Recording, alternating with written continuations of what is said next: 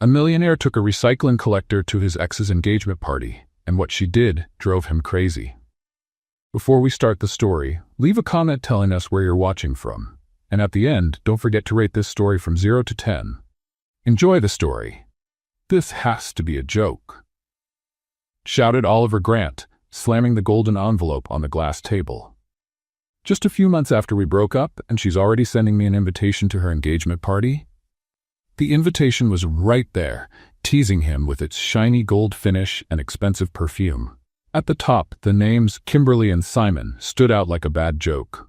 She's completely lost her shame, Oliver muttered, running his hand through his hair, clearly furious.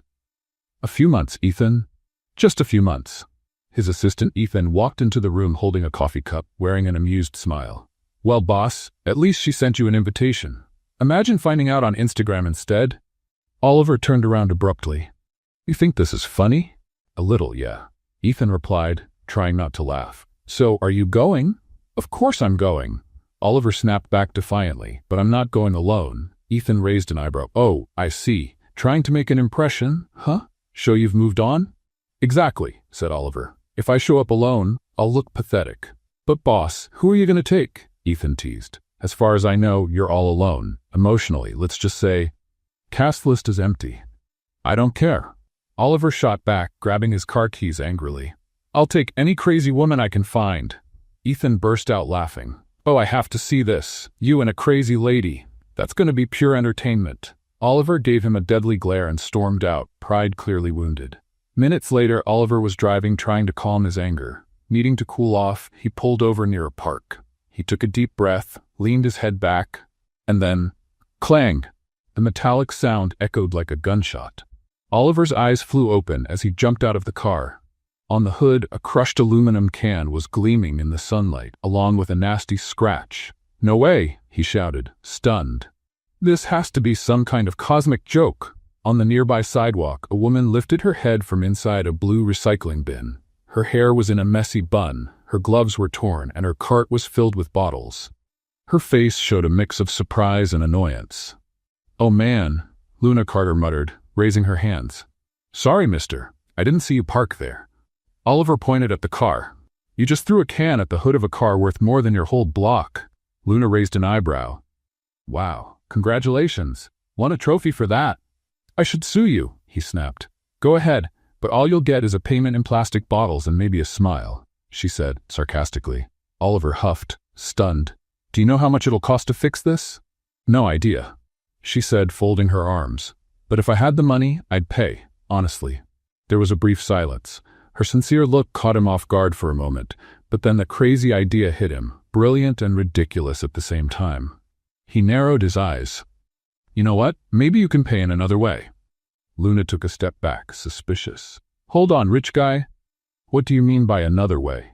It's not what you're thinking, he said quickly, raising his hands. Good, because for a second, I thought I'd have to hit you with another can. Oliver sighed, trying to explain. Since you can't pay in cash, you'll pay by being my date. Date, she repeated, laughing. To what? To my ex-fiancé's engagement party. Luna blinked, confused, then burst out laughing. Wait, what? You want to take a recycling collector to your ex's engagement party? Exactly. She laughed even harder. Wow, you're completely nuts, Oliver smirked. If you put on a nice dress, you might even look cute. Luna stared at him, pretending to be offended. Cute? So, you're not only crazy, you're rude too? Just being honest. She crossed her arms, still laughing. Okay, let's say I agree. What's in it for me? $5,000. Her laughter stopped instantly. How much? 5,000. Just to come with me and pretend you like me. Luna blinked. Are you serious? Completely. She looked at the car, then at him, then at her recycling cart. Let me get this straight. I dress up, pretend to be your girlfriend, go to a party full of snobs, and I get $5,000? That's right, she gave a sly smile. All right, millionaire, you just hired the most honest recycling lady in New York. So we have a deal? Deal. But just so you know, I say exactly what I think. Great, he said, opening the car door. I need someone real. Luna smiled. Well, you just found her. As she pushed the cart, Oliver watched through the rearview mirror. A crazy idea, an unpredictable woman, and a revenge plan about to spiral out of control. He had no idea that this fender bender would completely change his life. 2 days later, Oliver parked in front of an upscale building in downtown Manhattan. Luna got out of the car, looking around suspiciously. "This place looks too expensive to even breathe in," she said, adjusting her worn-out backpack. "It is," Oliver replied, walking toward the entrance. "Come on. We've got a lot to do." Luna followed him, mumbling, "Work? I thought I just had to wear a dress and smile." "If it were that easy, I could have taken anyone," he said, pressing the elevator button. "But you have to be believable." "Believable as what? That I like you?" She crossed her arms. "Because I haven't decided yet if I like you or if I just think you're kind of annoying." Oliver rolled his eyes, but a smile crept onto his face. "You're brutally honest." "That's my charm," Luna said, stepping into the elevator. The doors opened on the 10th floor, revealing a spacious, well-lit room. Mannequins dressed in designer clothes decorated the space, and a tall woman with perfect hair and a serious expression stood waiting for them. "Oliver, darling," the woman exclaimed, dramatically opening her arms. "It's been forever." "Hello, Victoria," Oliver greeted her, kissing her cheek. "Thanks for agreeing to help on such short notice." Victoria looked Luna up and down, inspecting every detail with a sharp eye. "So this is the candidate?" Luna narrowed her eyes. "Candidate? I'm not auditioning for anything." Victoria blinked, surprised. "Oh, she's got personality. That could be good or terrible. We'll see." Oliver cleared his throat. "Victoria's a personal stylist. She'll help you with clothes, hair, makeup, everything." Luna looked around, still wary. "All this just for a party?" "It's not just any party," Oliver explained. "It's a high society event. Everyone there will look flawless." "Oh, I get it," Luna said sarcastically. "So I have to pretend to be perfect to impress a bunch of snobs?" Victoria let out a short laugh. "I like her. Let's get started." The next few hours were a full-on marathon. Victoria brought out dresses, shoes, accessories, and more dresses. Luna tried on each one with a mix of confusion and dread. "This thing is crushing my ribs," Luna complained, trying to adjust a tight red dress. "That's because you're not breathing right," Victoria said, fixing the fabric. "Breathe from your diaphragm." "I breathe however my lungs let me," Luna shot back, pulling the dress off. "Next." Oliver watched from a cozy couch, barely holding back his laughter. He'd never seen someone resist a makeover this much. "Is she always like this?" Victoria whispered. "I have no idea," Oliver replied. "I met her 2 days ago." Victoria's eyes widened. "You're kidding." "I never kid," he said, dead serious. After 5 more dresses, Luna finally stood in front of the mirror wearing a simple, elegant emerald green dress. She spun around, curiously studying her reflection. "This one's not bad," she admitted, surprised. "I look different." "You look lovely," Victoria said, clearly pleased. "See, that wasn't so hard." "Not hard?" Luna turned to her, shocked. "I tried on 1,000 dresses. My feet are about to quit on me." Oliver laughed out loud. "Welcome to the world of high society women." "Thanks, but I'm turning down that invitation," Luna said, carefully removing the dress. "I'll stick to my old jeans." Victoria sighed dramatically. "Sweetheart, you've got potential. You just need a little polish." "Polish?" Luna laughed. "I'm a person, not a piece of furniture." Next came the real challenge, shoes. Victoria brought out a huge box filled with shiny high heels. Luna looked at them like they were torture devices. "You want me to walk in those?" "It's not that hard," Victoria said, picking up a pair of gold stilettos. "It just takes practice." Luna slipped on the shoes and tried to take a step. She wobbled and nearly fell. Oliver jumped up and grabbed her arm. "Easy," he said, laughing. "You're not going to die." "Easy for you to say." Luna clung to his arm. "You're wearing normal shoes. Want me to wear heels too?" Oliver joked. "Yes, so you can feel my pain," she replied, laughing. Victoria clapped her hands to get their attention. "Focus, everyone. Luna, you need to practice walking in those shoes." For the next 20 minutes, Luna walked around the room, stumbling, laughing, and complaining. Oliver watched her, fascinated by her determination. Even while complaining, she didn't give up. "All done," Luna finally said after managing to cross the room without wobbling. "I deserve a prize. The prize is not breaking your ankle at the party," Victoria said as she put the shoes away. Then came the etiquette lesson. Victoria sat Luna at the table and began explaining the basic rules for formal events. "Fork on the left is for salad, fork on the right is for the main course," Victoria explained, pointing to the silverware. Luna looked at the table full of utensils and sighed. Why so many forks? Isn't one enough? Tradition, Victoria replied patiently. Ridiculous tradition, Luna muttered. Oliver, sitting next to her, tried not to laugh. You need to pay attention. I am paying attention, Luna protested. But this is way too complicated. Fork here, fork there. It's like a guessing game, Victoria continued, undeterred. And remember, never talk with your mouth full, don't rest your elbows on the table, and always keep the napkin on your lap. Luna rolled her eyes. So many rules, it feels like I'm stepping into a minefield. More or less, Oliver said with a smile. Great, Luna replied sarcastically. Can't wait to step on every mine. Victoria sighed, but there was a playful sparkle in her eyes. You're a very interesting student. Thanks, I think, Luna said, purposely picking up the wrong fork. What's this one for again? Luna, Victoria exclaimed, taking the fork out of her hand. Oliver burst out laughing. It had been a long time since he'd had that much fun. Luna had a way of turning any situation into comedy. Hours later, as the day came to an end, Luna was exhausted but satisfied. Victoria let her go with a tired smile. You survived. Congratulations, Victoria said. Barely, Luna replied, rubbing her feet. But I survived. Oliver walked her to the car. The silence between them now felt comfortable.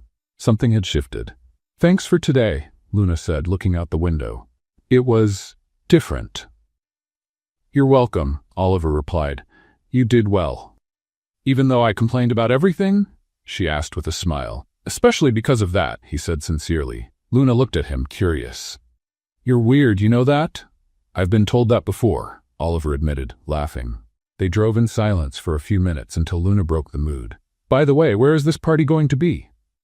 At the Grand Lexington Hotel, Oliver answered casually. Luna froze. Wait, the Grand Lexington? Yes, why? She swallowed hard. Because I work there, Oliver frowned, confused. What do you mean you work there? I clean the trash bins at the hotel, Luna explained, avoiding his eyes. I go twice a week to collect the recycling. Oliver stayed quiet, trying to process it. So you know the place, he finally said. I do, Luna confirmed, still looking out the window. But only through the back door. There was a heavy pause. Oliver understood the weight of her words. Luna wasn't just going to a party, she was entering a world that had always kept her on the outside. This time you're going through the front door, Oliver said firmly. Luna turned to him, surprised. Really? Really, he confirmed with a smile. And you're going to shine. She smiled back, but there was a mix of nerves and hope in her eyes. For the first time, Luna realized this was more than just an agreement. It was a chance to see the other side, and maybe, just maybe, discover something new about herself. The night of the engagement party arrived with a starry sky over Manhattan. Oliver pulled up in front of the Grand Lexington Hotel, and Luna took a deep breath before getting out of the car. The emerald green dress fit her perfectly, and the golden shoes sparkled under the hotel lights. She felt strange, like she was wearing a costume. Ready? Oliver asked, offering his arm. Not at all, Luna replied, taking his arm. But let's go. They walked toward the main entrance. Luna looked at the revolving doors and remembered the times she passed by carrying trash bags. Now she was walking in as a guest. Just breathe, Oliver whispered, sensing her tension. I am breathing, Luna snapped nervously. I'm just trying not to trip over these killer heels. As they entered the ballroom, Luna was hit by a wave of luxury. Crystal chandeliers hung from the ceiling, tables decorated with white and gold flowers filled the space, and the guests wore outfits that probably cost more than her annual rent. Wow, Luna whispered, impressed. This looks like a movie set. It's a bit over the top, isn't it? Oliver said, smiling. A bit? Luna looked around. This is over the top, even for people who like over the top. A waiter walked by with a tray of champagne. Luna grabbed a glass and took a sip, making a face. This tastes like... I don't know. Expensive glitter? Oliver laughed. It's French champagne. French or not, it's still weird, she said, putting the glass back on the tray. As they walked through the hall, Luna drew attention, not because of her outfit or beauty, but because of how natural she was. She smiled at the waiters, thanked people as they passed by, and made funny comments that eased any tension. This place is beautiful, but I bet no one here knows where the trash goes. Luna whispered to Oliver. Probably not, he agreed, amused. Suddenly, a high-pitched female voice echoed through the hall. Oliver, what a surprise to see you here. Luna turned and saw a stunning blonde woman in a flawless white dress. It was Kimberly, Oliver's ex-fiancée. Standing next to her was a tall man with a fake smile and a smug look, Simon, the former business partner. Kimberly walked over with a smile that didn't reach her eyes. I thought you wouldn't come. I wouldn't miss it for the world. Oliver replied calmly. Kimberly looked Luna up and down, inspecting every detail. And who is this charming creature? Luna caught the sting in the word creature, but smiled. I'm Luna. His girlfriend. Kimberly blinked, surprised. Girlfriend? That was fast, Oliver. You always were efficient. Thank you. Oliver's tense. Simon stepped closer, placing a hand on Kimberly's shoulder. Oliver, my old friend. Good to see you. Simon, Oliver greeted him coldly. And this is your new companion? Simon asked, looking at Luna with barely hidden disdain. Girlfriend, Luna corrected firmly. I'm not a companion. I'm his girlfriend. Kimberly let out a high, fake laugh. How sweet. Where did you two meet? Luna opened her mouth to answer, but Oliver jumped in. We met by chance, and it was the best thing that ever happened to me. Kimberly raised an eyebrow, clearly bothered. How romantic. It is, Luna said with a smile. He's full of surprises. The tension in the air was thick. Kimberly forced a smile and walked away with Simon, but not before giving Luna a cutting glance. She's lovely, Luna said sarcastically.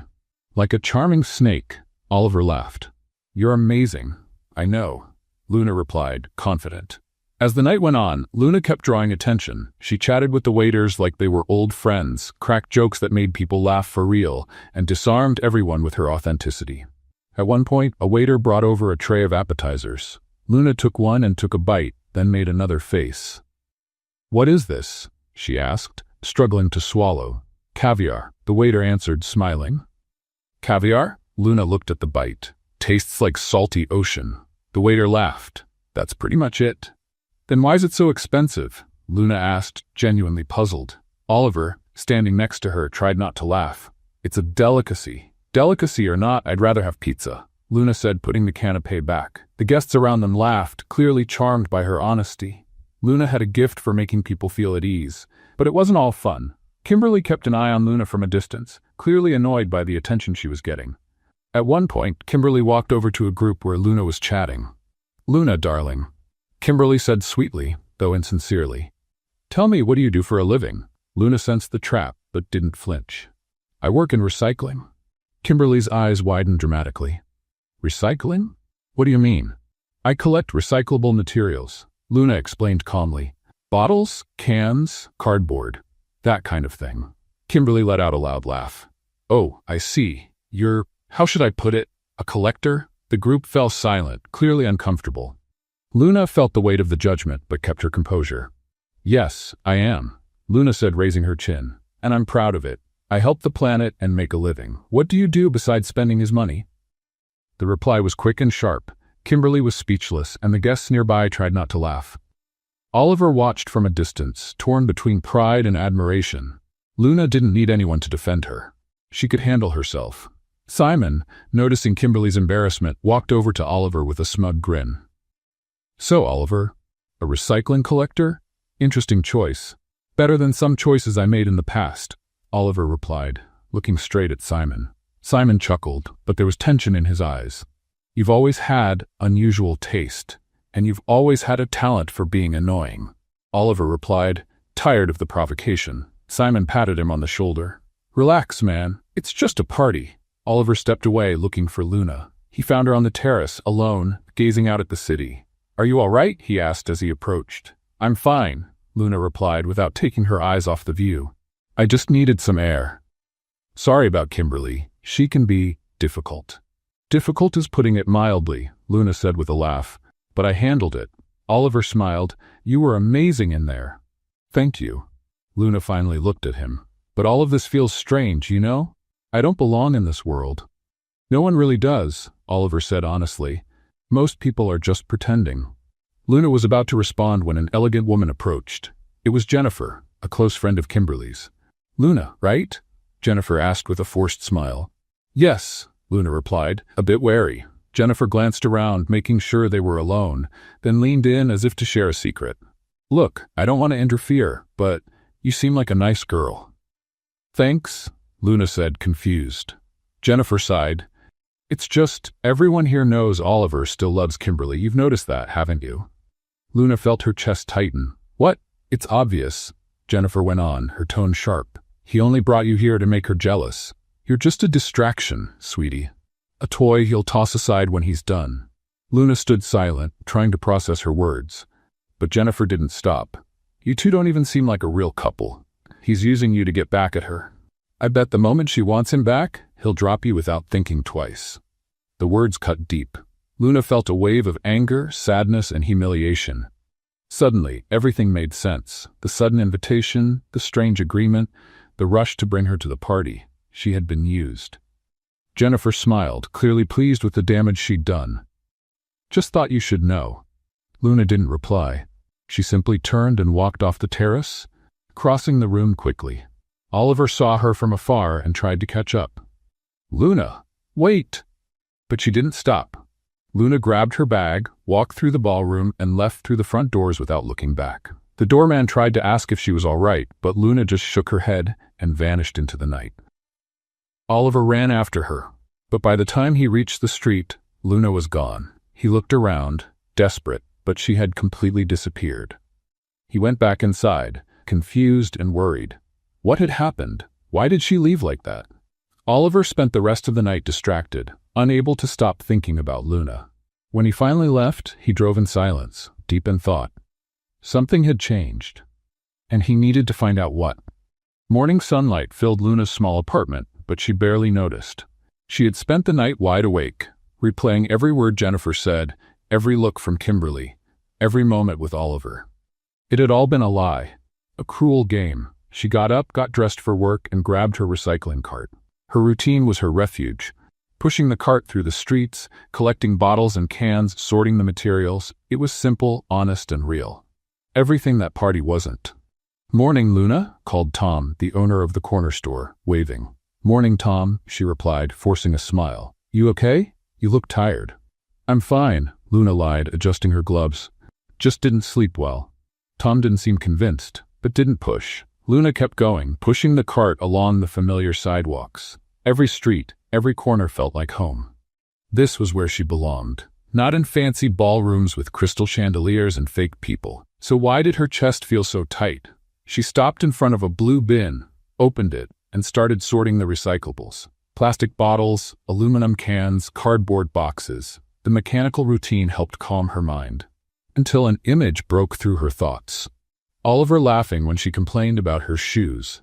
Oliver holding her arm when she almost tripped. Oliver looking at her with that crooked smile that always disarmed her. Luna shook her head, frustrated with herself. "Stop it, Luna. He used you. It was just a stupid game." But deep down, a part of her wasn't entirely sure. Across town, Oliver woke up with the same empty feeling. He hadn't slept well. Every time he closed his eyes, he saw Luna walking out of that party, disappearing into the night without a word. He grabbed his phone and called her for the 10th time. Voicemail. Again. "Damn it," he muttered, tossing the phone onto the couch. Ethan walked in with a tray of coffee. "Still no word from her?" "Nothing," Oliver replied, rubbing his face. "She just vanished." "And you have no idea what happened?" "None." Oliver stood up, restless. "She was fine. We were talking on the terrace, and then suddenly she ran off." Ethan scratched his head, thinking, someone must have said something to her. "What do you mean, what?" Oliver looked at his assistant, frustrated. "I need to talk to her, Ethan. I need to explain." "Explain what, boss?" Ethan asked carefully. "That you only took her to the party to get back at your ex?" Oliver said nothing. The truth hurt. That's exactly what he had done. But something had changed. Luna wasn't part of a plan anymore. She had become important. "I messed everything up," Oliver admitted, defeated. "Well, at least you're admitting it," Ethan said, sitting down. "Now you've got to fix it." "How?" "She's not answering my calls." "Then go see her," Ethan suggested. "You know where she works, don't you?" Oliver thought for a moment. Luna had mentioned the streets where she collected recycling. Maybe there was still time to find her. He grabbed his car keys and left without looking back. He spent hours driving through the streets of Manhattan, looking for the blue recycling cart, searching for that determined woman pushing bottles and cans. But Luna seemed to have disappeared. Frustrated, Oliver pulled over and got out. He walked down the sidewalk, looking around. Then he saw it, a crushed aluminum can lying on the ground. He bent down and picked it up, looking at it with a sad smile. It was just like the one Luna had thrown on his car hood the day they met. That was the beginning of everything. Oliver slipped the can into his coat pocket.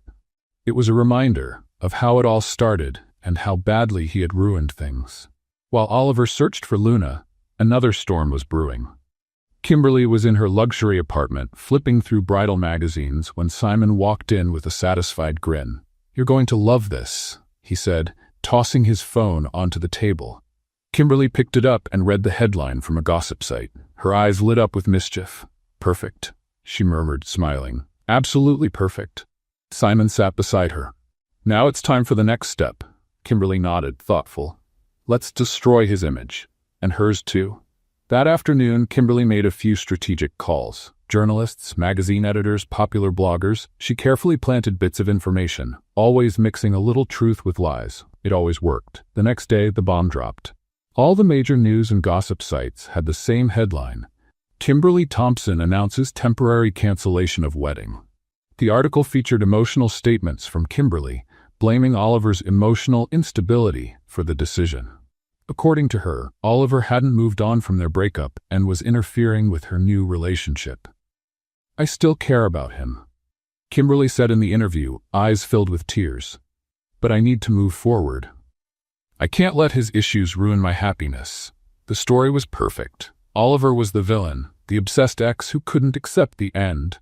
Ethan walked into Oliver's office holding a tablet. "Boss, you need to see this." Oliver took the tablet and read the headline. His face turned red with anger. "That's a lie. I haven't even spoken to her since the party." "I know," Ethan replied calmly. "But the public doesn't." Oliver slammed the tablet on the table. "She's trying to destroy me. And she's succeeding," Ethan added, pointing to the comments. "Look what people are saying." Oliver scrolled through some of the comments. Most people believed Kimberly. He was being painted as the troubled ex-boyfriend who couldn't let go. "This is ridiculous," Oliver muttered, frustrated. But the worst was still to come. Luna was at home, sorting the bottles she had collected that day, when her phone started vibrating non-stop. Messages, calls, notifications. She picked it up, confused. The first message was from a friend. "Luna, did you see this?" She clicked the link and felt her stomach drop. On the screen was a photo of her at the engagement party, front and center on a popular gossip site. The headline read, "The woman who ruined the wedding of the year." The article was brutal. It described Luna as an opportunist who used Oliver for money and attention. It implied she had caused the breakup between Kimberly and her fiancé. "That's not true," Luna whispered, reading each word in shock, but people believed it. The comments were even worse. They called her a gold digger, a manipulator, a homewrecker. Luna's hands began to shake. She hadn't asked for any of this. She hadn't done anything wrong. But now she was exposed, judged, condemned by thousands of strangers who didn't even know her. Her phone rang. It was an unknown number. Luna hesitated, then answered. "Hello? Luna Carter?" said a male voice. "I'm with the Daily Gossip. We'd like to interview you about your relationship with Oliver Grant." Luna hung up right away, but the phone kept ringing. More calls, more questions, more intrusions. She turned off the phone and tossed it on the couch. The tears finally came, hot and angry. She had been used, humiliated, and now torn apart in public. All because of a stupid agreement. All because of Oliver Grant. Luna wiped her tears furiously. She wasn't going to let this break her. She had survived worse. She'd get through this too. But deep down, a quiet pain reminded her that, for a few days, she believed she could belong in that world. That she could be more than just a recycling collector. That maybe Oliver truly cared. But it had all been a lie. And now, she was alone, dealing with the fallout of a game she should have never played. Across the city, Oliver stood in his office, holding the aluminum can in his pocket, staring out the window. He knew he had to find Luna. He had to explain, he had to fix what went wrong. But how do you find someone who doesn't want to be found? And how do you explain something you barely understand yourself? In the days that followed, the headline about Luna spread like wildfire. The internet exploded with divided opinions. Some attacked her with cruel comments, calling her a gold digger and an opportunist. Others stood up for her. She was just living her life, one woman wrote on Twitter. Why blame her? I agree. The villain here is the ex-fiancé who planned the whole thing, someone replied. Luna read the comments on her phone, swinging between anger and relief. At least some people saw the truth, but it didn't erase the humiliation. She was home, sorting bottles, when her phone rang. It was Beth, her best friend. Luna, have you seen what's going on? Beth asked, excited. I have, and I'm not happy about it, Luna answered, tired. But half the internet is on your side, Beth said. People are sticking up for you everywhere. Great, Luna muttered, unenthusiastic. But the other half wants to hang me. Forget those people, Beth advised. They don't know you. Luna sighed. I just want this whole thing to be over. But things were far from over. That afternoon, Oliver received an invitation to appear on a live interview for a popular news show. Ethan convinced him it was the perfect chance to clear the air. You need to speak up, boss, Ethan insisted, and stand up for Luna too. Oliver agreed. He had to do something. He couldn't let Luna go through this mess alone. The show aired at 6 in the evening. Oliver sat in the studio, straightening his tie, while the host, Patricia Morgan, went over her notes. Ready, Oliver? Patricia asked with a professional smile. Ready, he replied, trying to sound calm. The interview started smoothly. Patricia asked about the canceled engagement with Kimberly and Oliver's relationship with Luna. He answered carefully, choosing his words. So Oliver, this young woman, Luna Carter, how did you two meet? Patricia asked. It was an unexpected meeting, Oliver said, smiling. She impressed me from the very first moment. And is it true she works in recycling?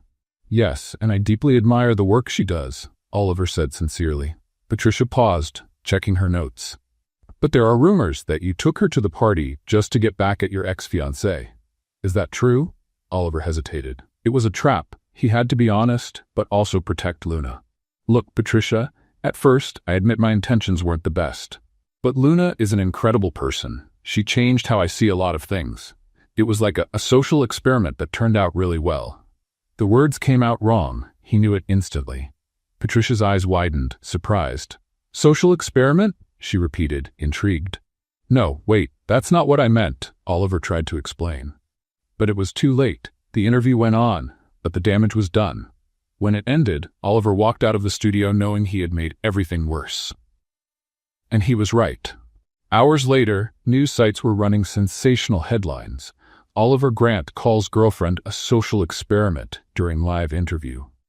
Clips of the interview were edited, showing only the part where Oliver used that unfortunate phrase. It was completely taken out of context, but no one seemed to care. Luna saw the headline just as she was locking up her apartment to leave. She stopped, read the line again, and felt a wave of anger rise up. Social experiment, she shouted, throwing her phone on the couch. He called me a social experiment. Beth, who was visiting, tried to calm her down. Luna, take it easy. Maybe they twisted what he said. Context or not, he said it. Luna snapped, grabbing her jacket. I'm going over there to give that idiot a piece of my mind. Luna, wait. Beth called after her, but it was already too late. Luna had stormed out the door. 20 minutes later, Luna burst into Oliver's office. The receptionist tried to stop her, but Luna pushed right past, determined. Where is he? Luna asked, looking around. I'm sorry, ma'am, but Mr. Grant is in a meeting. The receptionist began. I don't care, Luna interrupted, throwing open the main office door. Oliver was sitting at his desk talking to Ethan when Luna barged in like a whirlwind. He stood up right away, surprised. Luna, I can explain. Social experiment? She shouted, throwing her purse on the floor. Am I a social experiment to you? Oliver raised his hands, trying to calm things down. That's not what I meant. I said it wrong. Said it wrong or finally said the truth? Luna challenged, arms crossed. Ethan, sensing the tension, tried to slip out quietly, but Luna stopped him. Stay right there. You're part of this circus too. Ethan froze, glancing at Oliver with a look that said, You deal with this. Oliver stepped toward Luna, trying to get closer. Luna, please, let me explain. Go ahead, she snapped. Explain why you used me. Explain why you exposed me like that. Explain why I became a joke on the internet. I didn't mean for any of that to happen, Oliver said, frustrated. I tried to protect you. Protect me? Luna laughed, sarcastic. You called me a social experiment on live TV. That's protecting me? It was a mistake, Oliver insisted. I was nervous and the words came out wrong. Luna looked into his eyes, searching for honesty. You used me, Oliver. Just admit it. There was a heavy silence. Oliver sighed, defeated. Yes, at first I used you, he admitted, his voice low. I wanted to get under Kimberly's skin. I wanted to prove I'd moved on. But what? Luna cut in, arms still crossed. But you changed everything, Oliver said sincerely. You weren't part of the plan. You were real. Luna felt something shift inside her, but she pushed the feeling away. Nice speech. Doesn't change the fact that I was deceived. She picked up her purse and turned to leave. But before going, she grabbed an empty soda can from Ethan's desk and tossed it at Oliver. The can flew through the air, hit him square in the chest, and clattered to the floor with a familiar metallic sound. Oliver looked down at the can, and a sad smile crossed his face. I've missed that sound, he said, picking up the can. Luna stopped at the door, without turning around. For a second, she almost smiled, but the anger was still stronger. Keep it, she said, walking out without looking back. Might be the only real thing left in all of this. Oliver stood frozen in the middle of the office, holding the can. Ethan came over cautiously. Boss, are you okay? No, Oliver replied, staring at the door Luna had walked through. But I will be. What neither of them knew was that an employee hidden near the door had snapped a photo at the exact moment Luna threw the can at Oliver. The picture captured the tension, the closeness, and something that looked very much like chemistry. Finding it funny, the employee posted the photo on social media with the caption, "Office couple fight. Cutest thing ever." The photo went viral in a matter of hours. Gossip sites picked it up and ran headlines like, "Millionaire and trash collector back together in secret?" The comments poured in. "They're perfect for each other." One user wrote, "I'm rooting for this couple." Another added, "Finally, a real love story," said a third. Luna saw the photo after she got home. She was lying on the couch, exhausted, when Beth called, shouting, "Luna, did you see the picture?" "What picture?" Luna asked, grabbing her phone. Beth sent the link. Luna opened it and widened her eyes at the image of her and Oliver in the office. "I don't believe this," she muttered. "Is this for real?" "Everyone's talking about it," Beth said, excited.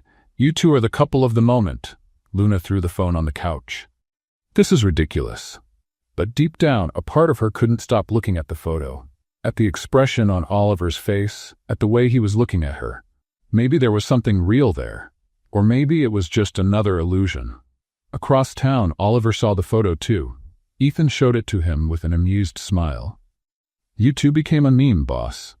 Oliver looked at the picture and for the first time in days gave a genuine smile. "Maybe this isn't such a bad thing," he said, thoughtful. "Maybe, just maybe, this whole mess could have a different ending." The photo went viral so fast that within 48 hours, Luna and Oliver became the most talked about couple on the internet. Memes, edited images, even fan pages dedicated to the recycling couple popped up all over social media. Luna tried to ignore it, but it was impossible. Every time she opened her phone, there was a new post, a new comment, a new theory about their relationship. Beth was loving it. "You two are famous," she said, showing another funny photo edit. "This isn't good, Beth," Luna grumbled, closing the recycling cart. "I just want people to forget about me." "Too late, you're a celebrity now." Luna rolled her eyes. "Great. Always dreamed of being famous for throwing a can at someone." That's when Oliver showed up, 3 days later on the street where Luna worked. She was sorting bottles when she saw the imported car pull up. Her heart raced, but she forced a neutral expression. Oliver stepped out, adjusting his suit. Hi. Luna replied without stopping her work. "Can I talk to you?" "You're already talking," Oliver sighed. "Luna, please, it's important." She finally stopped and looked at him. "What do you want, Oliver?" He stepped closer, choosing his words carefully. "I have a proposal." Luna crossed her arms. "Another one?" "Because the last one went so well. This one's different," Oliver assured her. "I need your help and you need mine." "What do you mean?" Oliver took a deep breath. "The media won't leave us alone. They want a story. So, let's give them one." Luna frowned, suspicious. "What kind of story? A fake relationship?" Oliver said quickly. "Just until the media forgets about us. Then we each go our own way." Luna blinked, processing what she heard. Then she started laughing. Really laughing. "You're kidding, right?" she said between laughs. "First, you pay me to pretend to be your date. Now you want me to pretend to be your girlfriend? You're addicted to this stuff." Oliver tried not to smile. "I know it sounds ridiculous." "Sounds? It is ridiculous." Luna interrupted, still laughing. "What's next? Fake wedding? Fake kids?" "Luna, please," Oliver said seriously. "I don't have anyone else to turn to, and you're struggling with this too." Luna stopped laughing, realizing he was right. The journalists' calls wouldn't stop. The comments online kept coming. She had no peace. "Fine," Luna said, thinking. "Let's say I agree. What do I get out of it?" Oliver had been waiting for that question. "Money. As much as you want." "No," Luna said firmly. "Not money." Oliver was surprised. "Then what?" Luna looked at the recycling cart, then at the streets around her. "I want to set up a community recycling center. A place where people can bring materials, learn about sustainability, that kind of thing." Oliver nodded, impressed. "That's noble." "I know," Luna said with a smile. "So, are you in or not?" Oliver held out his hand. "I'm in." Luna shook his hand, feeling the strength in his grip. There was something different in Oliver's eyes. Something that hadn't been there before. "But there are rules," Luna said, letting go of his hand. "No lies, no games, and when it ends, it ends." Oliver said. "And one more thing," Luna added, pointing at him. "You're going to help me at the center, not just sign a check and disappear." Oliver hesitated for a second, then smiled. "Deal." In the weeks that followed, Luna and Oliver were seen together in all sorts of places. Cafes, parks, restaurants. The media loved it. Headlines changed from "the woman who ruined the engagement" to "the most unexpected couple of the year." And surprisingly, it worked. People started rooting for them. The chemistry between them was undeniable, even in the candid photos taken by paparazzi. But something was changing. What started as pretend was becoming real. Their conversations got longer, their laughter more sincere, their glances more intense. Luna tried to ignore it, but it wasn't easy. Oliver could be funny when he wanted to, thoughtful in ways that surprised her, and there was a vulnerability in him she hadn't expected. Oliver, on his end, was completely taken. Luna challenged him, made him laugh, pulled him out of his comfort zone. She was everything Kimberly had never been. Real, honest, true. But not everything was a fairy tale. While Oliver and Luna built their fake relationship, Kimberly and Simon were scheming in the background. They hadn't forgotten the embarrassment at the engagement party. Simon was in his office when Kimberly walked in with a sly smile. "It's done." "What is?" Simon asked, looking up from his papers. "I got access to Oliver's company accounts," Kimberly said, sitting on his, "with help from a strategic contact." Simon smiled. "You're brilliant." "I know," Kimberly said confidently. "Now we just wait for the collapse." And the collapse came quickly. A few days later, Oliver was in his office when Ethan walked in, looking pale. "Boss, we've got a serious problem." "What is it?" Oliver asked, concerned. "The company's accounts? Something's wrong, very wrong." Oliver took the documents Ethan handed him and felt his stomach drop. Unauthorized transfers, frozen accounts, investors pulling out their money. It was financial chaos. "How did this happen?" Oliver asked, desperate. "I don't know," Ethan admitted, "but someone sabotaged the company from the inside." Oliver ran his hands over his face. Everything he had worked for was falling apart. His company, his reputation, his stability. Everything. He thought about calling Luna, but hesitated. She already had enough problems because of him. He didn't want to drag her into another mess. But Luna, with her sharp instincts, could tell something was wrong. Oliver was distant, tense, distracted. She decided to do something about it. That night, Luna called him. "Hey, millionaire, are you okay?" "I'm fine," Oliver lied, trying to sound normal. "Liar," Luna said flatly. "You sound awful. I can hear it in your voice." Oliver gave a humorless laugh. "You know me too well." "Then tell me what's going on." Oliver sighed. "It's complicated, Luna. Business stuff." "All right, so here's the plan," Luna said, determined. "Tonight, you're going to forget about all of that. We're having dinner at your place. I'll cook." "You cook?" Oliver asked, surprised. "Sort of," Luna admitted, laughing. "But it'll be fun, I promise." Oliver smiled for the first time that day. "All right, I'll be waiting at 7. At exactly 7, Luna arrived at Oliver's apartment carrying grocery bags. He opened the door, still wearing a suit, and she laughed. "Take off that formal outfit," Luna said as she walked in. "Tonight, we're cooking for real." Oliver changed clothes and came back to find Luna already exploring the huge kitchen. "You have everything here and probably never used any of it." "Guilty," Oliver said with a smile. Luna started preparing dinner, or at least she tried. She burned the first dish, left the second one undercooked, and nearly set fire to the third. Oliver laughed so hard he had to hold on to the counter. "You're terrible at this," he said between laughs. "I warned you," Luna said, laughing too, "but I meant well." They ended up ordering pizza, but the time they spent together was perfect. They laughed, talked, and forgot about their problems for a while. When the pizza arrived, they sat on the couch. Luna looked at Oliver, noticing he seemed more at ease. "Feeling better?" she asked gently. "Much better," Oliver replied sincerely. "Thank you." They sat quietly for a moment. The air between them felt different, charged. Luna's heart raced as Oliver moved closer. "Luna," he began, hesitant. "Don't say anything," she whispered. And then, without thinking, without planning, they kissed. It was soft at first, unsure, as if they were both testing unfamiliar waters, but it quickly deepened, filled with everything they hadn't said. When they pulled apart, they were quiet, breathing heavily, trying to take in what had just happened. "That was," Oliver began. "Real," Luna finished, smiling. "That was real." The next morning came with golden light streaming through the windows of Oliver's apartment. Luna woke up on the couch, covered with a soft blanket. It took her a moment to remember where she was. The kiss. The kiss had been real. She sat up, rubbing her face, trying to make sense of it all. Oliver walked into the room holding 2 cups of coffee, smiling in a way that made her heart race. "Good morning," he said, handing her a cup. "Good morning," Luna replied, taking the coffee. "Thanks." They were quiet for a moment, the air between them still filled with the memory of the night before. "About last night," Oliver began. "It was nice," Luna interrupted with a smile. "Don't overthink it." Oliver laughed.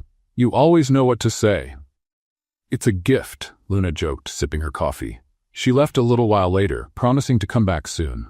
Oliver stood by the window, watching as she walked down the street, feeling something he hadn't felt in years. Hope. But hope didn't last long. As soon as Luna left, Oliver went back to his home office and opened his laptop. There was a new email in his inbox. The sender was unknown, and the subject line simply read, "The truth about your company's collapse." Oliver frowned and opened the message. What he saw made his blood run cold. The email contained detailed documents showing suspicious transfers, irregular financial movements, and at the center of it all, one name: Luna Carter. According to the email, Luna had access to insider information through contacts she made while working at the Grand Lexington Hotel. The email suggested that she had been planted by Kimberly and Simon to get close to Oliver and sabotage his company from the inside. "This can't be right," Oliver murmured, reading the documents again. But the evidence looked solid. Dates, amounts, even recorded conversations. Everything pointed to Luna. Oliver felt a tightness in his chest. He didn't want to believe it. But the doubt had been planted. He picked up his phone and called Luna. She answered cheerfully. "Hey, miss me already?" shrieked. "Luna, we need to talk," Oliver said seriously. His tone caught her off guard. "Is everything okay?"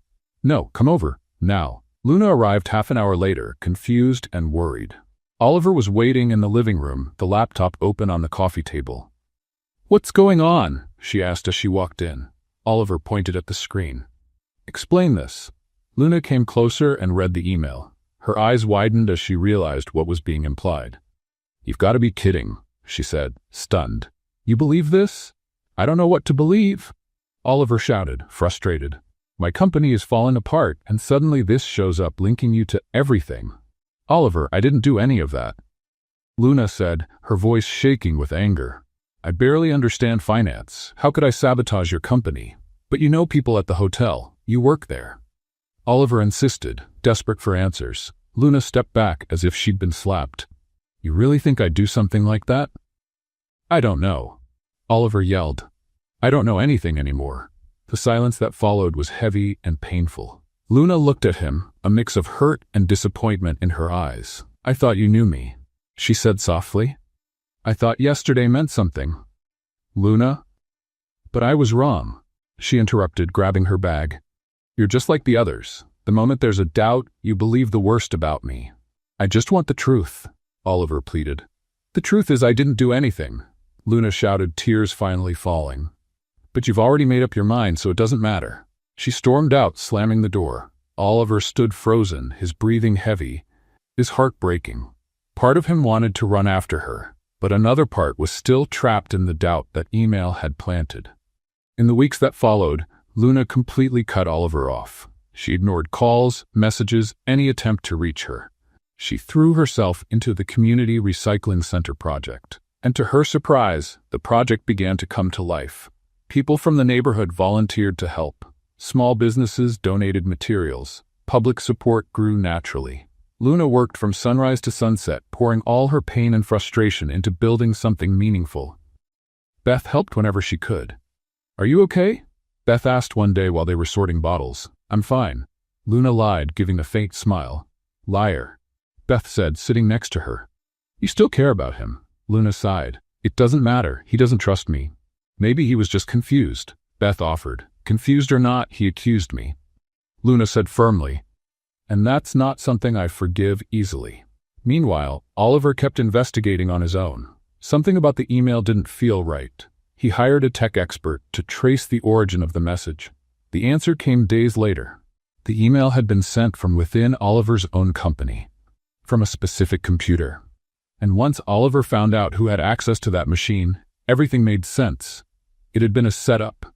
Someone planted the evidence to frame Luna and drive them apart. Oliver felt a wave of guilt and regret. He had wrongly accused Luna. He doubted her when he should have trusted her. He tried calling again, but Luna didn't pick up. He went to her apartment, but she wouldn't open the door. She had cut off all contact.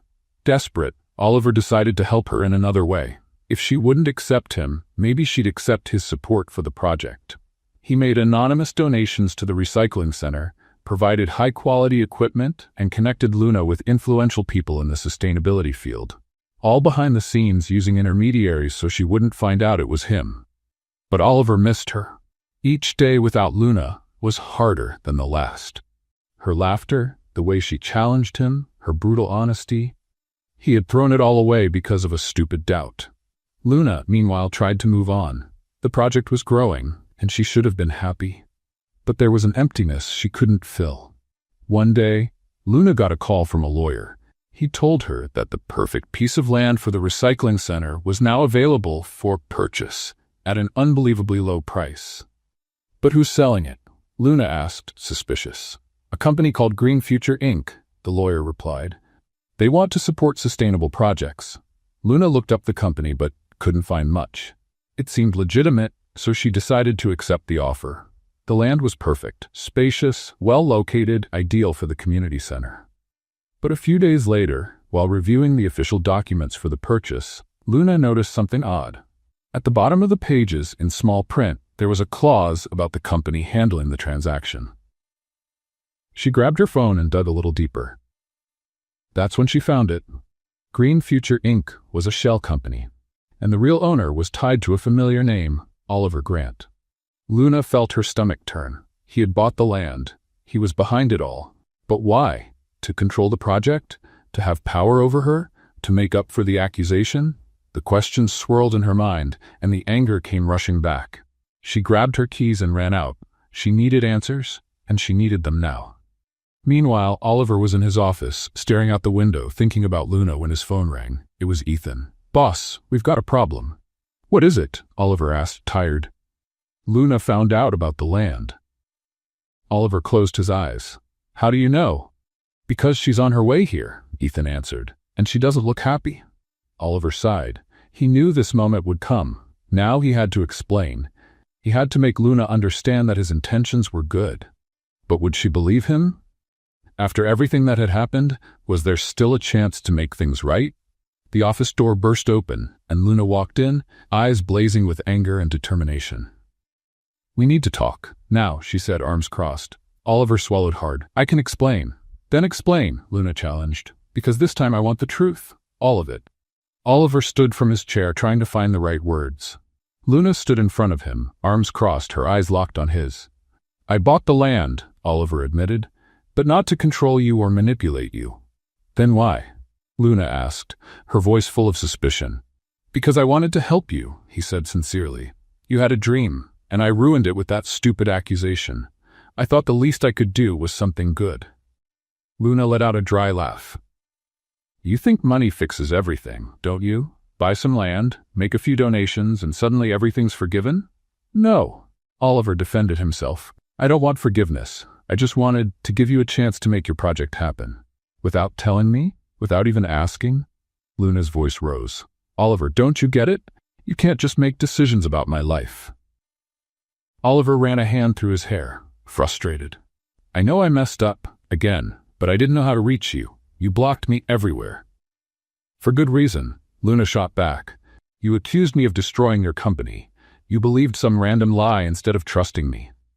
And I regret it, Oliver shouted, losing control. Every single day, Luna, but you never gave me a chance to explain. The room fell into a heavy silence.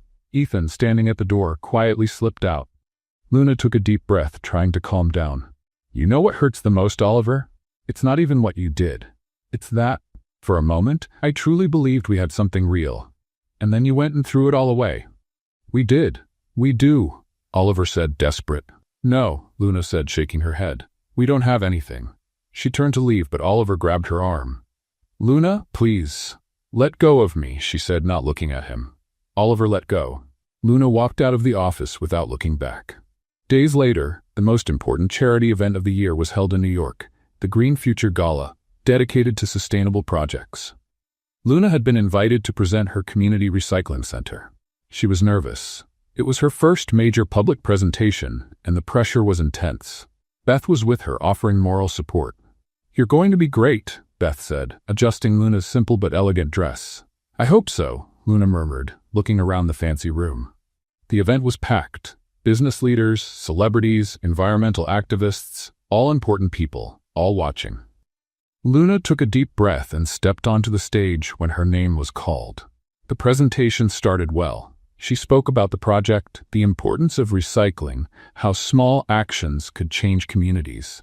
The audience was attentive, interested. But then, in the middle of the crowd, Luna spotted Oliver. He was sitting at one of the front tables, staring directly at her. Seeing him shook her. Her words started to come out jumbled. She lost her train of thought, forgot parts of her speech. And then, without thinking, without any filter, Luna stopped talking about the project and pointed at Oliver. You know what? She said, her voice louder than she meant it to be. You want to know the truth about this project? The audience fell silent, confused. Oliver's eyes widened as he realized what was about to happen. The truth is this project almost never happened, Luna went on, her voice filled with emotion. Because that man, Oliver Grant, tried to sabotage everything by buying the property behind my back. A murmur spread through the room. Cameras turned toward Oliver. Flashes began to pop. Oliver stood up, trying to explain. Luna, it's not like that. Not like that, she cut in, stepping down from the stage. You bought the land without telling me. You tried to control my project. I was trying to help you. Oliver defended himself, his voice echoing through the room. Help me? Luna laughed bitterly. You don't even know what that word means. Chaos erupted at the event. Guests took photos, filmed videos, whispered to each other. It was a mess. Oliver tried to get closer to Luna, but she stepped back. No, stay away from me. She ran out of the hall, leaving Oliver standing alone in the middle of the crowd, completely humiliated. The cameras kept rolling, capturing every second. Beth ran after Luna and found her outside, crying. Luna? I ruined everything, Luna sobbed. I caused a scene in front of everyone. You were angry, Beth said, hugging her friend. But maybe you went a little too far. A little? Luna wiped her tears. I just humiliated him in public. Inside the venue, Oliver faced judging looks and whispers. He slipped out the back door, ignoring reporters trying to get a statement. In the car, he drove aimlessly, the humiliation burning like fire. Not because of the public scene, but because Luna truly believed he had tried to sabotage her. How had everything gone so wrong? The videos of the confrontation went viral within hours. Memes flooded the internet. Couple fight at charity gala became a trending topic. Funny edits, cruel comments, wild speculations. Luna saw some of the memes at home and wanted to disappear. I'm a joke, she muttered, tossing her phone onto the couch. "You're not a joke," Beth tried to comfort her. "You just had a very public emotional moment." "Very public," Luna groaned in agreement. Then Beth's phone rang. She answered, and her expression changed. "Luna, you need to hear this." "What?"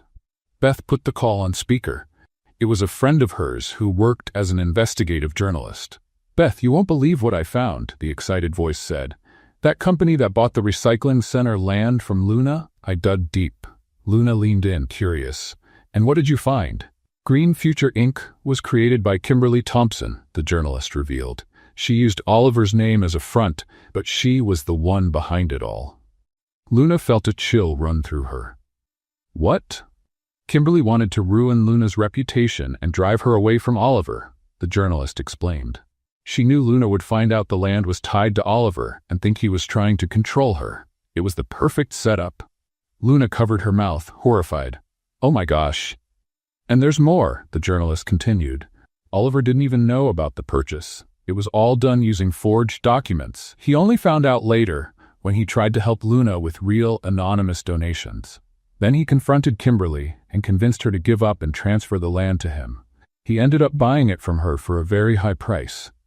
Luna hung up the phone, her heart pounding. She had accused Oliver in public. She had humiliated him in front of hundreds of people, and he was innocent. "I need to talk to him," Luna said, grabbing her keys. "Now?" Beth asked. "Now," Luna confirmed, rushing out the door. She drove to Oliver's apartment, but there was no answer. She tried his office, but the receptionist said he wasn't there. She called dozens of times, but they all went to voicemail. Desperate, Luna called Ethan. "Ethan, where is he?" "Luna." Ethan's voice sounded tired. "He left town." "Left? Where?" "I don't know. He just said he needed to disappear for a while." Luna felt her legs weaken. "When is he coming back?" "He didn't say," Ethan replied. "But Luna, he was really broken. The public humiliation, the false accusation, it was too much." "I know," Luna whispered, the tears coming back. "That's why I need to talk to him." "If I hear anything, I'll let you know," Ethan promised. Luna hung up and stood in the middle of the street, lost. Oliver had disappeared, and she didn't know if she'd ever get the chance to say she was sorry. In the days that followed, rumors started spreading. Some said Oliver had left the country. Others claimed he had gone into complete isolation. No one really knew. Luna threw herself into her work at the recycling center, trying to distract herself from the guilt that was eating her up. But every can she picked up, every bottle she sorted reminded her of him, how they had met, how it all began, and now, maybe, how it all ended. Beth tried to cheer her up, but Luna was inconsolable. "I lost him," she said, staring into the distance. "And this time, it's my fault." The city kept moving, the days kept passing, but for Luna, time had stopped the moment Oliver disappeared. And she didn't know if she'd ever get the chance to fix what she had broken. 3 months later, autumn arrived in New York, bringing golden leaves and cooler air. Luna had changed. She looked more mature, more confident, but there was still a sadness in her eyes that she couldn't quite hide. The community recycling center had finally become a reality. After a long struggle, with donations from the community and support from small business owners, Luna managed to launch the project on a new piece of land, far from the previous complications. The place was simple, but welcoming.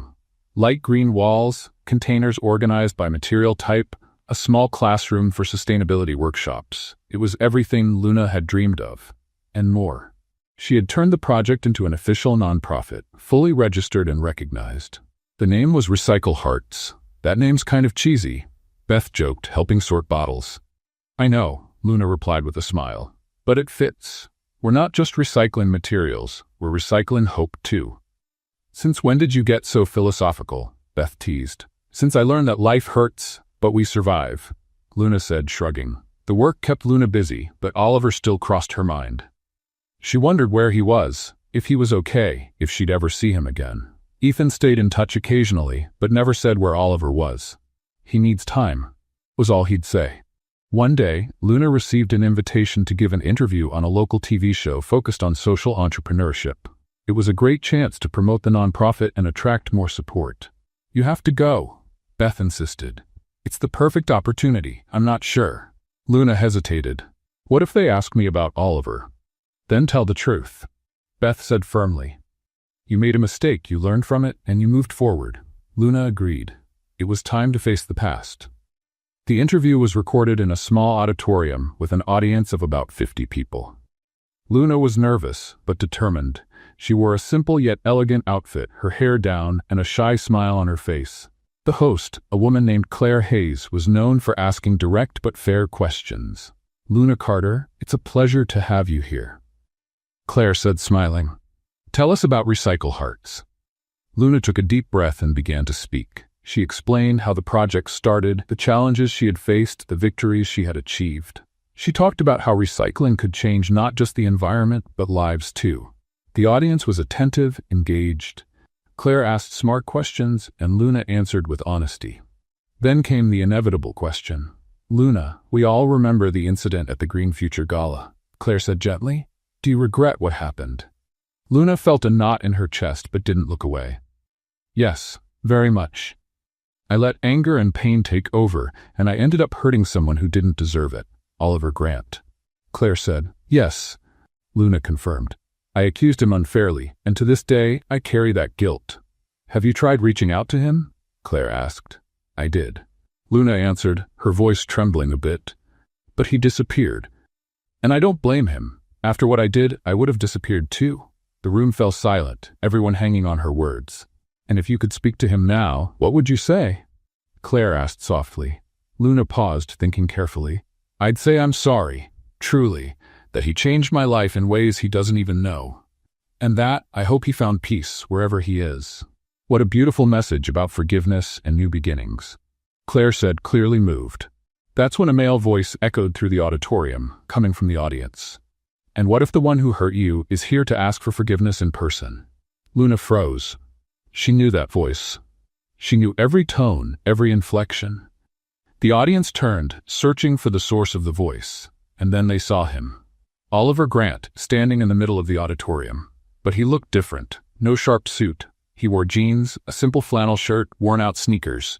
His hair was a bit longer, his beard unshaven. He looked more human, more real, and in his eyes, that same light from the first day they met.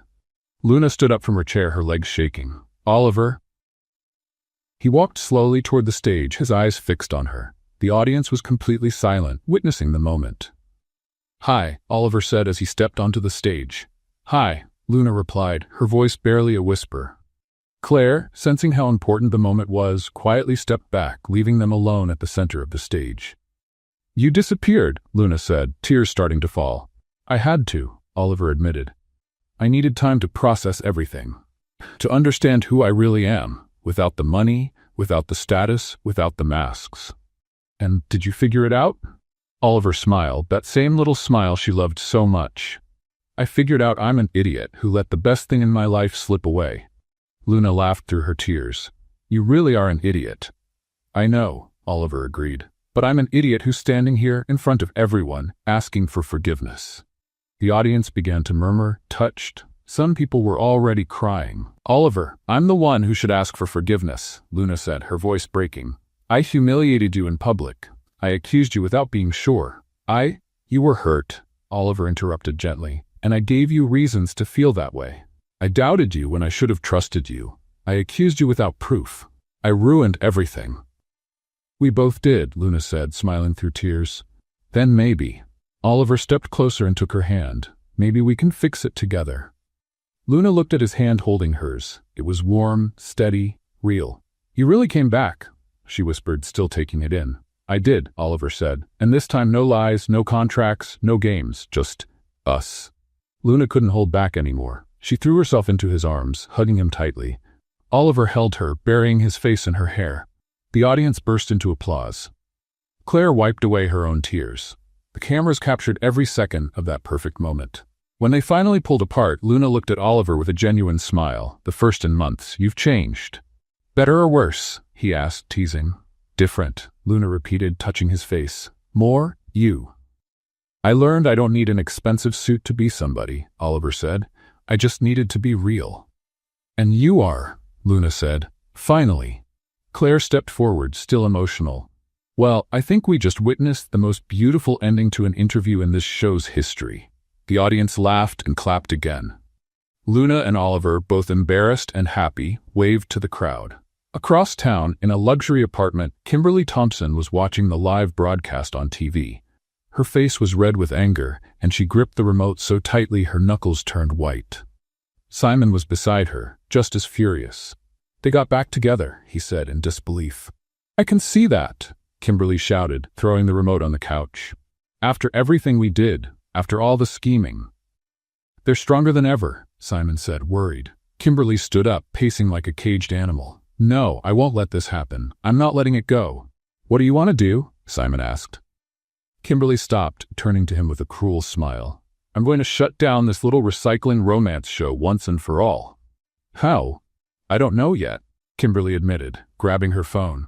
"But I'll find a way. And this time, they're not getting back up." Simon nodded, though there was doubt in his eyes. Kimberly had gone too far, and he knew it. But he was in too deep to turn back now. Meanwhile, at the studio, Luna and Oliver walked out hand in hand, ignoring the cameras and curious glances. They had a lot to talk about, a lot to rebuild. But for the first time in months, both of them felt that maybe, just maybe, there was a real future waiting for them. A real future, one worth fighting for. The days following their reunion were the happiest Luna and Oliver had experienced in a long time. They talked for hours, rebuilding trust, laughing at memories, making plans for the future. Oliver had truly changed. He started helping out at the recycling center, learning how to sort materials, talk with the community, get his hands dirty. Luna loved seeing him like that, more human, more real. "You're starting to look like a professional recycler," Luna joked, watching him organize plastic bottles. "I learned from the best," he replied, smiling. Beth watched them from a distance, smiling with satisfaction. "Finally," she murmured. But the peace didn't last long. 3 days after the reunion, the internet exploded again. A video started circulating on social media, showing Luna supposedly receiving money from Simon during a secret meeting. The video looked real. The quality was good, the audio clear. In the video, Luna could be heard saying, "I'll do everything you tell me. Oliver won't suspect a thing." Luna watched the video at home and felt her world fall apart. "That's a lie," she shouted, throwing her phone onto the couch. "I never said that." Beth picked up the phone and watched it. "Luna, that's clearly edited. It's obvious, but people won't know that." Luna cried out, desperate. "They'll believe it." And they did. The comments were cruel, harsh. She only wanted his money from the beginning. What a scammer. Oliver is too naive. Oliver saw the video in his office. Ethan stood beside him, just as shocked. "This is fake," Oliver said firmly. "It's digital manipulation." "I know," Ethan agreed. "But we have to prove it." Oliver grabbed his phone and called Luna immediately. She answered, crying. "Oliver, I swear it's not true." I know," he interrupted gently. "I believe you, without a doubt." Luna felt her heart lift.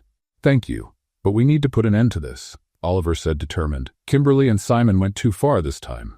"How?" "Leave it to me," Oliver promised. "I have a plan."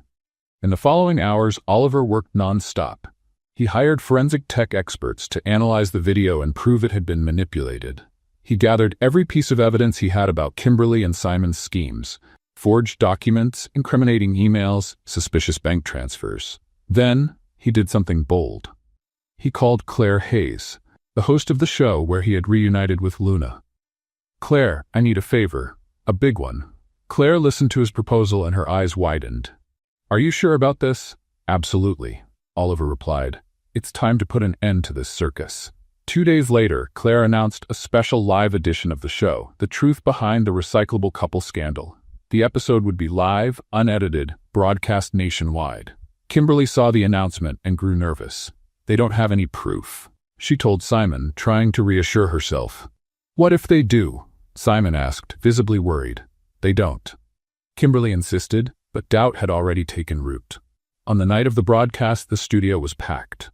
Luna and Oliver sat side by side on stage. Claire, calm and professional as always, opened the show. "Good evening. Tonight, we reveal the truth behind the recent scandals involving Luna Carter and Oliver Grant."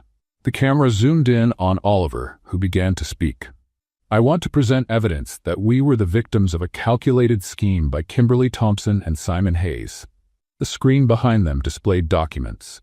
Emails between Kimberly and Simon planning the sabotage. bank transfers proving bribes, recorded conversations where they discussed how to destroy Luna's reputation. The audience fell silent, taking in every detail. "And what about the recent video?" Claire asked. Oliver nodded to a technician who pulled up a forensic analysis on the screen. Experts confirmed that the video was digitally altered. Luna was never in that meeting. The footage was cut and edited from other sources. Luna, who had remained quiet until then, finally spoke. "You know what's sad? These people spent so much time and energy trying to destroy us, they forgot to live their own lives." The audience murmured in agreement. Then the show dropped a bombshell. Kimberly Thompson and Simon Hayes were invited to join us tonight to respond to the accusations. They accepted. The studio doors opened and Kimberly entered, followed by Simon. Both were impeccably dressed, trying to stay composed, but the tension was clear. "Well, look who finally showed up," Luna said sarcastically. "The stars of the show." Kimberly forced a smile. "These accusations are ridiculous. We had nothing to do with any of it." Oliver stood and held up an envelope.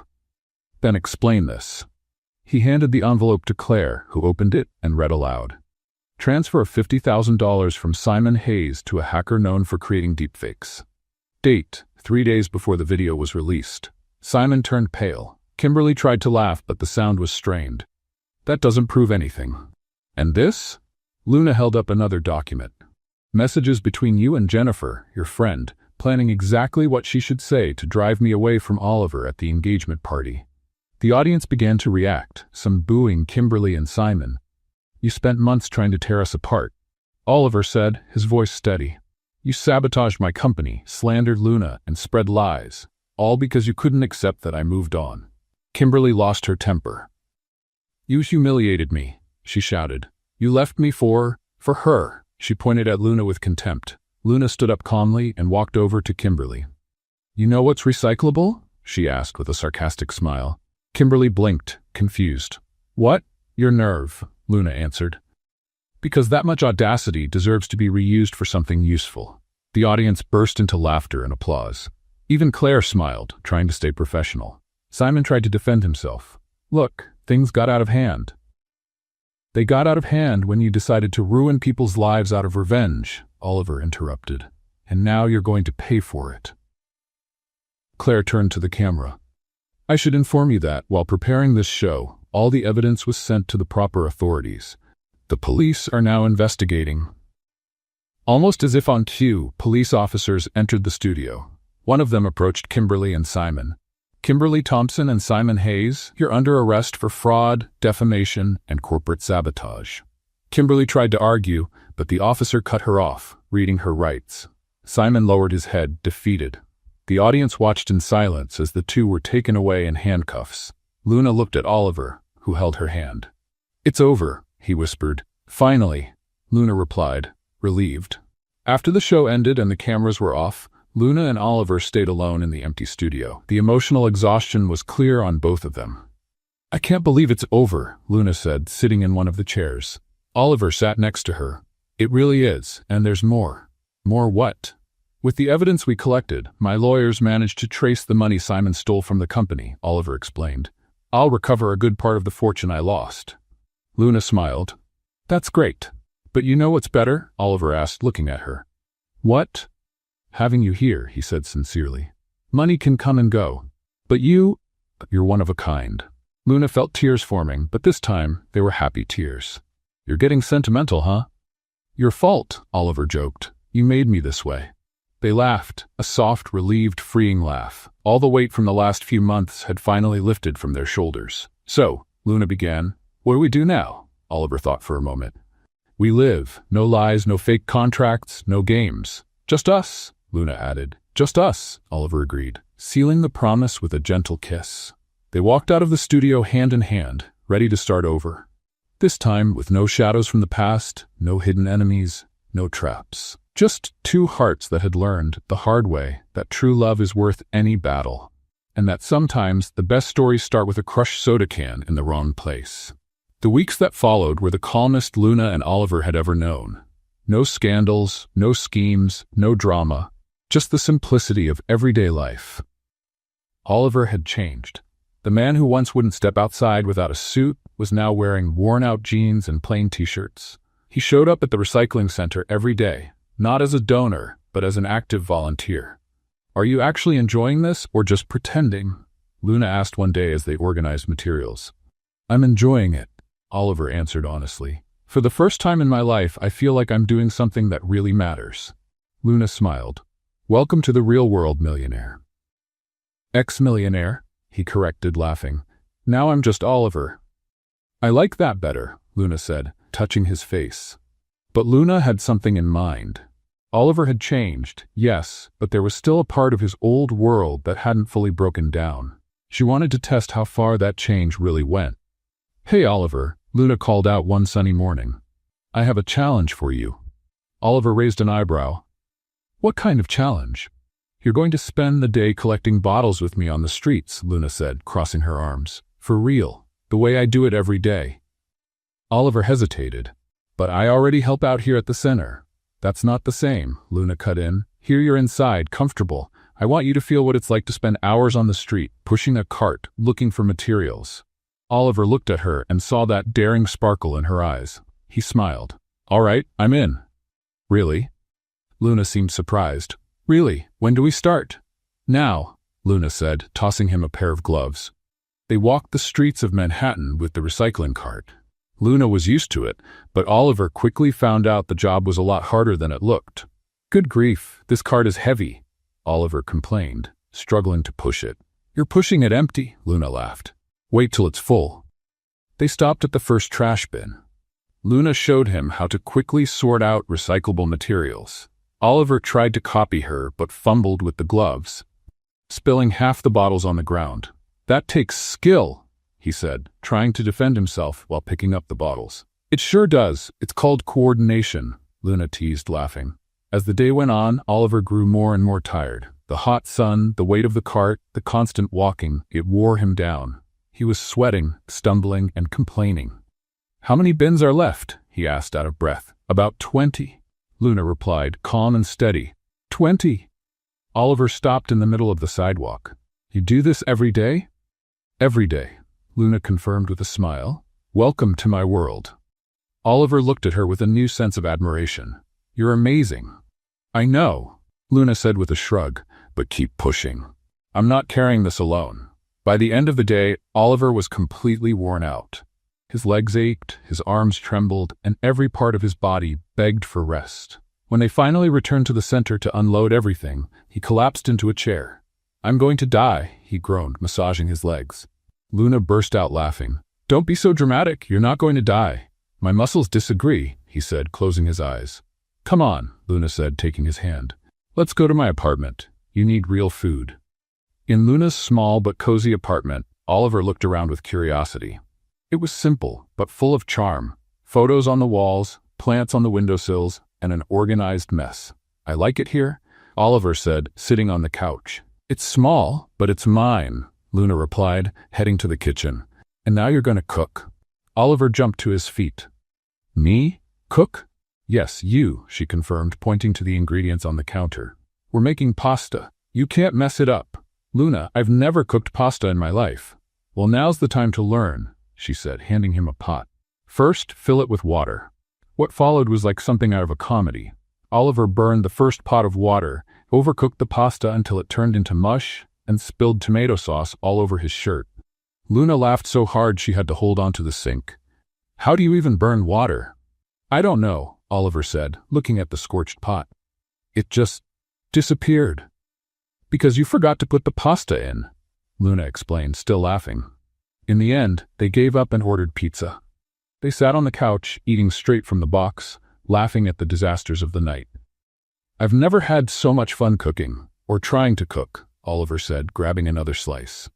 "You're terrible in the kitchen," Luna joked, "but you're funny." Oliver looked at her, his smile fading into something deeper. "Luna." She turned to him. "I think." Oliver took a deep breath.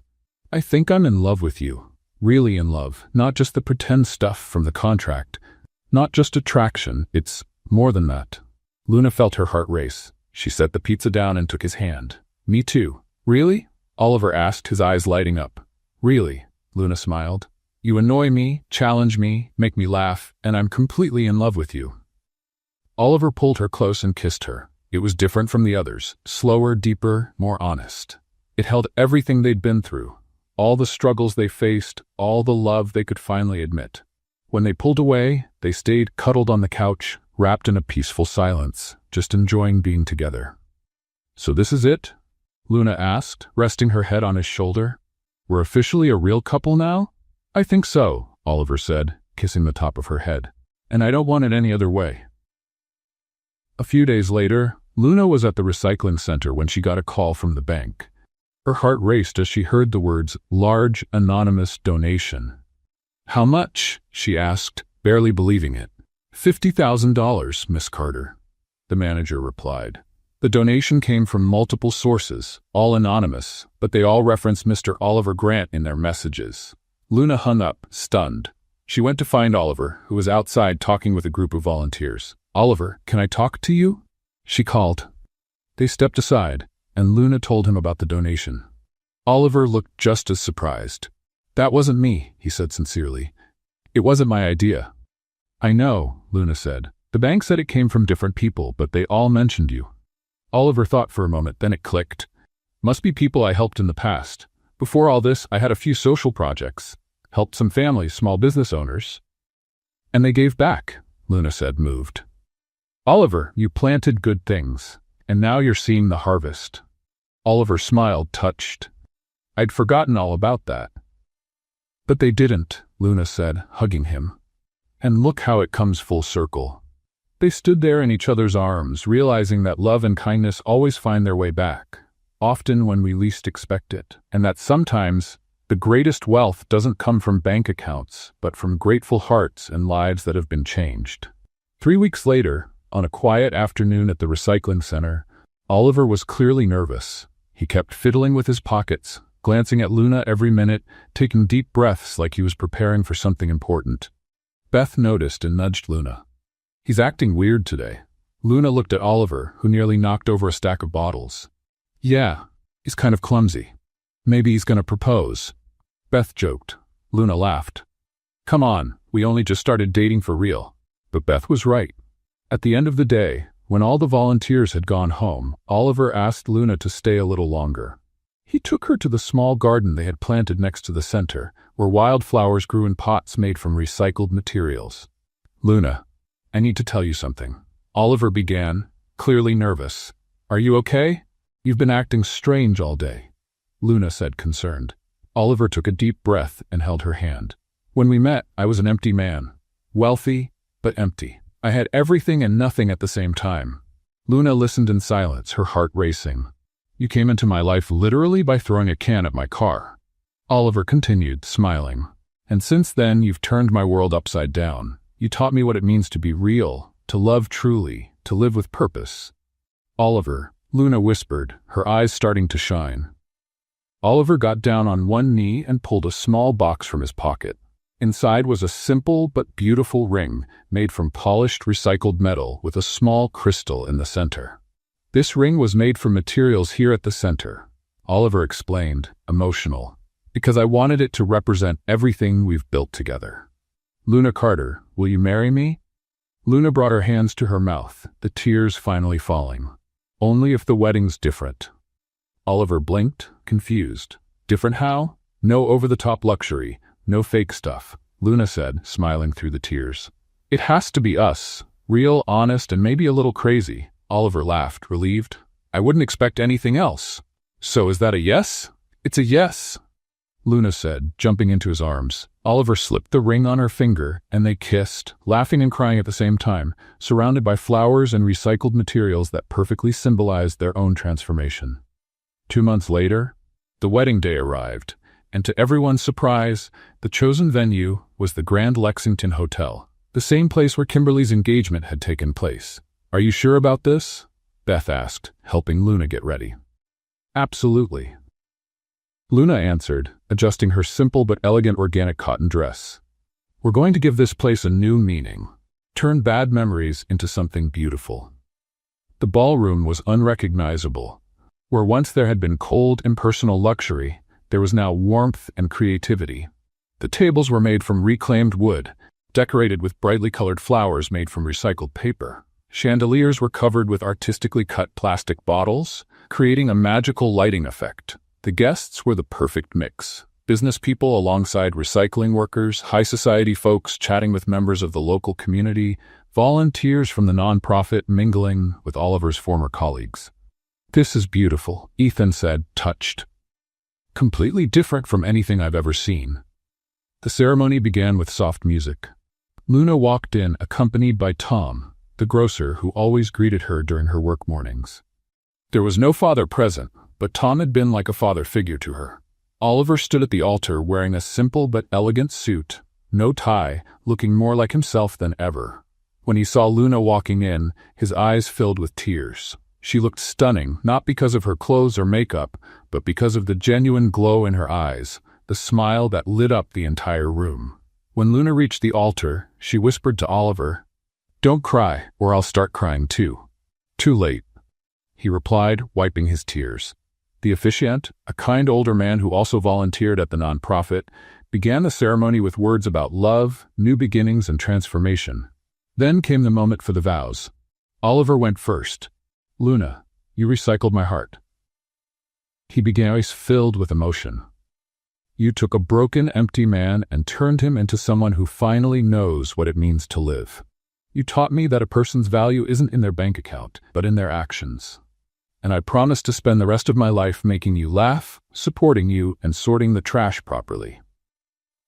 The audience laughed, moved. Luna wiped away her tears, trying to hold it together.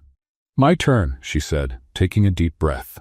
"Oliver, you found me while I was collecting trash, and somehow made me feel like I was a treasure. You learned how to sort through emotional garbage, to let go of what no longer serves you, and to value what truly matters.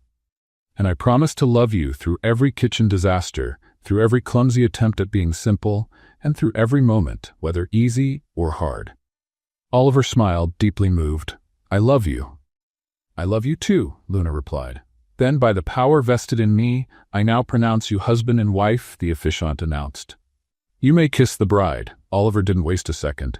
He pulled Luna into a deep kiss as the guests erupted in applause and joyful cheers.